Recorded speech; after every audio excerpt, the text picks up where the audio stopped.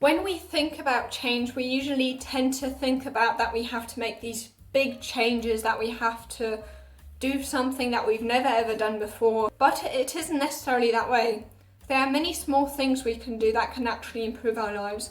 And today I'd like to share 5 small habits that changed my life. So the first habit would be that when I was 14, I stopped watching any kind of entertainment, watching TV or movies or even reading fiction, and simply replaced all that with educational videos or non-fiction books. Now, first I simply switched to documentaries, for example, about animals and so forth. But then I realised, even though this is knowledge, it's not anything that would actually help me in any way. It's not something that I could apply in my own life. And that's when I realised that knowledge that isn't used is kind of useless, and that I'd rather only watch things that actually are there to help me improve my life, and not simply any kind of knowledge. And now what's really great about this is, of course, that I've got much more time, but also that I've actually, instead of doing that, have watched stuff that actually help me improve and actually build new habits. And then the second one, and this started when I was around 15, is that I plan the next day every single evening.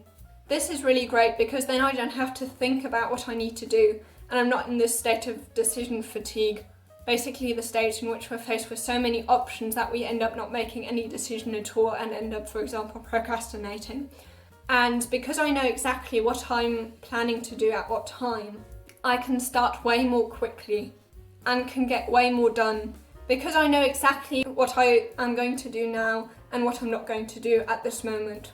And planning your next day also makes you way more intentional about how you actually spend your time, because if you just wake up in the morning and you just go through your day, you might find yourself, for example, I don't know, watching a whole lot of cat videos. And then the third one is that I track my progress every evening. So for example, I weigh myself every evening, and then by doing that, I'm not surprised that all of a sudden I've gained I don't know how much weight, and I always exactly know what my weight is more or less like, so I can prevent myself from gaining too much weight. And what I also do in the evening is basically score myself on what I find important. So basically, how much of what I wanted to do today have I actually done? Did I exercise? How healthy did I eat? And of course, when it comes to how much I score myself for each task, I always score myself in a way that it's compared to how much I could have done that day. Because, for example, if I have a lot to do that day, or I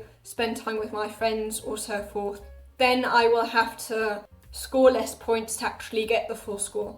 And I find this is a great habit, because then by kind of gamifying your life, by scoring yourself, it makes the whole thing, well, of course, more measurable, and you can't manage what you don't measure, and you notice when you're falling off track way more quickly. But it's also kind of enjoyable when you know exactly how well you're doing. I think that's the reason why video games get us so hooked. It's basically because of the points we score and which level we are at and so on. These clear goals are great for putting us in this flow state. The states in which we're the happiest are these flow states. And then the fourth one would basically be taking notes on what I learn. Because, well, firstly, I've noticed that I pay way more attention when I actually take notes. And obviously, otherwise, if I don't do that because I feel too lazy to, then I often forget that. And then the fifth one would be that I track my time. And this is great because then I know exactly how long it takes me to do certain things, which is great for when I plan my day, that I know exactly how much I'll more or less be able to get done.